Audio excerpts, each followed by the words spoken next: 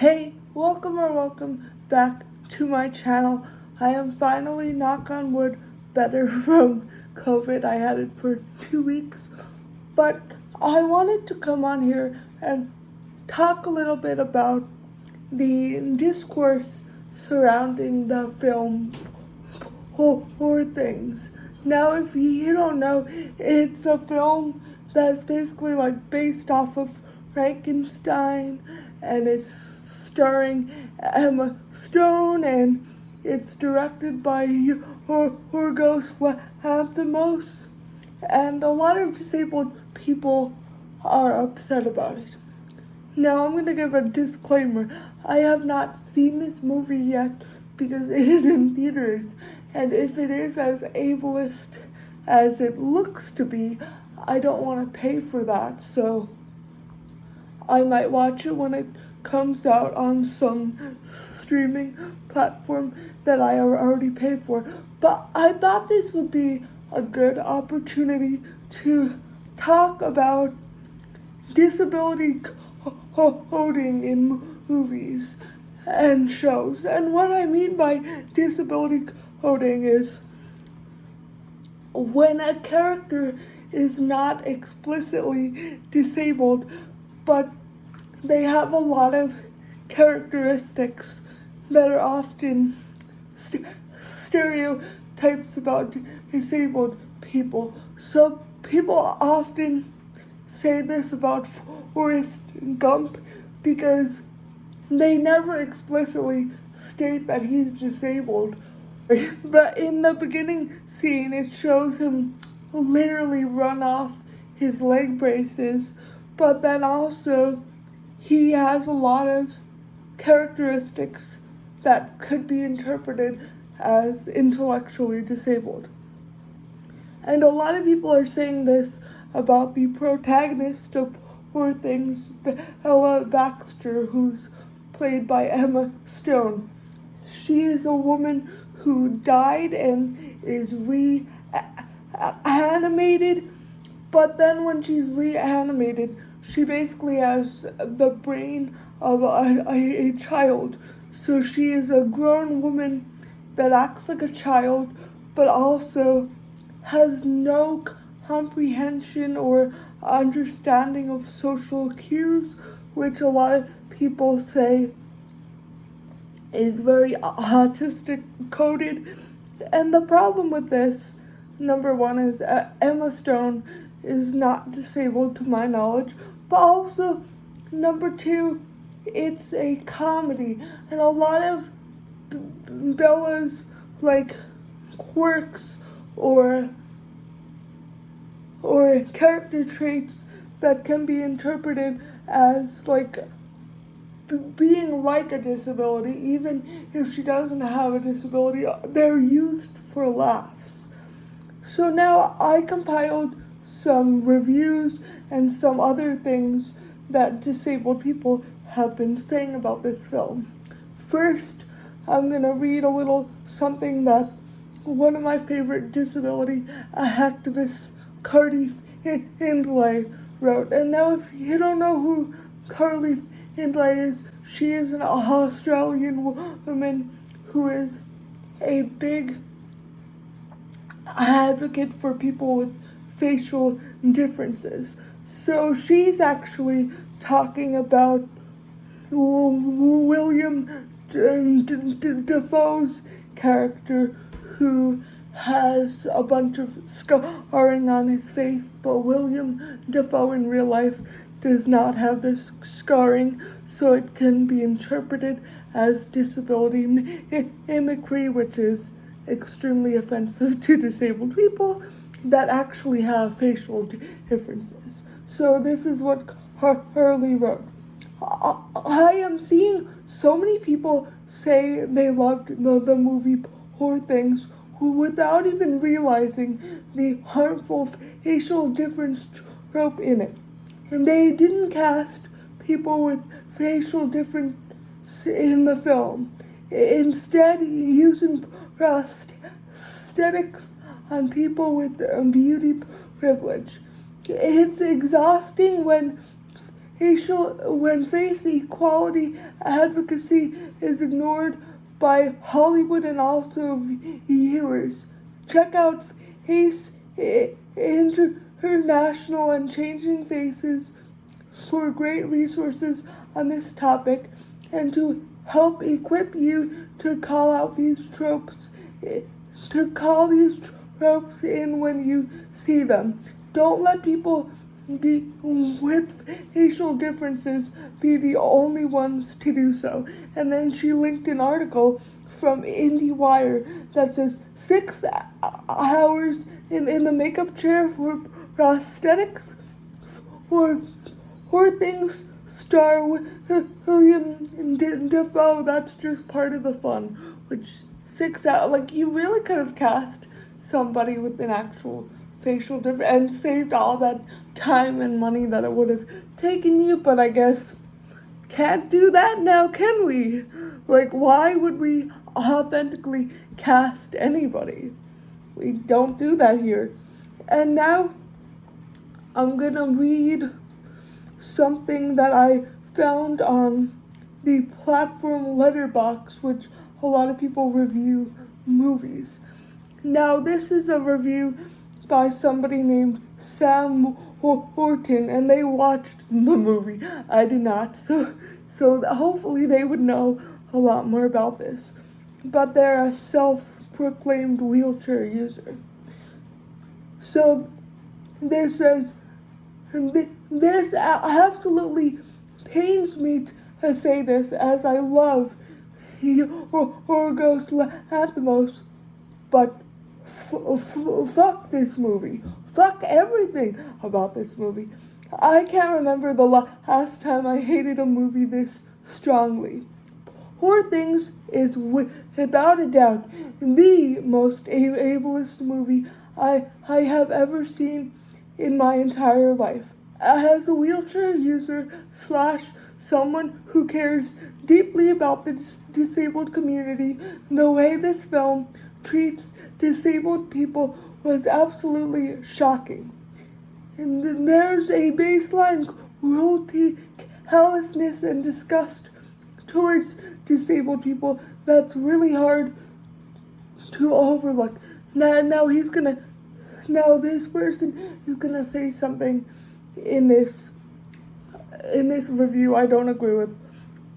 Basically comparing when actors mimic disability to that of blackface. And now I don't think that's appropriate. I believe there are a lot of key differences, and we do need to acknowledge that. Like, we can say disability mimicry is wrong without saying it's the same thing as blackface. But this person says, Emma Stone is basically doing R, which is a slur against people with intellectual disabilities, doing her face the whole way through this movie with a character that's basically a jumbled together list of disabled / autistic stereotypes. One second, sorry, I had to, it's a different screenshot, so I'm a little lost. The whole thing felt like it was made by someone who had a deep fascination with Victorian-era freak shows, but never for a second attempted to interrogate that in any way, shape, or form. Don't even get me started on the way it approaches consent. Disabled people, particularly cognitively disabled people, are twice as likely to be SA'd as any group in society. And the movie takes that premise, plus some weird stuff about children / infants in adult bodies, and makes that the center of the movie. So I'm totally... One second. I don't think I screenshotted the rest of the review, but then I saw somebody else commented to them, which is wild to me that somebody said this. They wrote, "You clearly didn't watch the film. You went in with preconceived, which of course we all carry preconceived notions with us, but that didn't mean we didn't watch the film. But anyway, you clearly didn't watch the film. You went in with preconceived notions and projected your internal boiling rage at the film in order to generate a giant straw man argument on Letterboxd. Now, you may not agree with this person's review, but to tell them they didn't watch the movie is wild to me. Like, I can like a movie and other people may be like, oh, that's a terrible movie, but I'm not gonna be, oh, you didn't even watch the movie. Like, I feel like that's a childish argument to make, but if you want to do that, that's your prerogative. Who are the disabled people in this film that are treated with cruelty and disgust? Well, as I said earlier in this video, I'm talking about disability-coded characters in this video. A character doesn't have to be explicitly disabled to be ableist, and in fact, a lot of times Hollywood skirts around the accusation of ableism by making a character disabled coded and saying, oh, well, they're not actually disabled. But if you're using a stereotype that's used for disabled people and you're using that stereotype for laughs, it's still offensive to disabled people. I find that Hollywood has a fascination and an obsession really with disability, and yet they don't want to actually do the work. They don't want to hire disability consultants. They don't want to hire disabled writers. They don't want to hire disabled actors and disabled camera people and producers and directors. They just want to obsess over disability and make money off of it without saying it's disability and without engaging in a meaningful dialogue about disability that can actually make a difference. Anyway, I'm going to finish reading this. Sorry for that rant. Are you referring to the main character? Well, yeah, this person explicitly said Emma Stone, who played Bella Baxter, who is the main character, who isn't disabled at all and is literally a child in an adult person's body. Now, here's what I'm going to say. A lot of people, now this is false, and I don't agree with this, but a lot of people say about people with intellectual disabilities that they are a child in an adult body and they have the mental age of. So even if, in this sense, she's literally a child in an adult body, it is analogous to the way we talk about people with intellectual disabilities in our society, and that is enough to be disability coded, at least to me. Obviously, I am not the only person in the world. Other people can have different opinions. And trying to navigate the world in this condition, are you referring to the doctor who was mutilated, which is kind of an ableist term, but okay, and tortured by his father, and who we are meant to feel sympathy for? Now, again, pity tropes are also ableist, so here we go. That could also be ableist, honey. And I'm not saying it is. I haven't seen it, so I don't know enough about that part of the film to say anything, but I did watch the trailer multiple times. Before I even saw any of this discourse online, I felt that pit in my stomach that was like, this is disability coded, and not in a good way. Not in a way that's progressive and is gonna open a dialogue, but more for non-disabled people to have cheap laughs about. which I don't like. But anyway.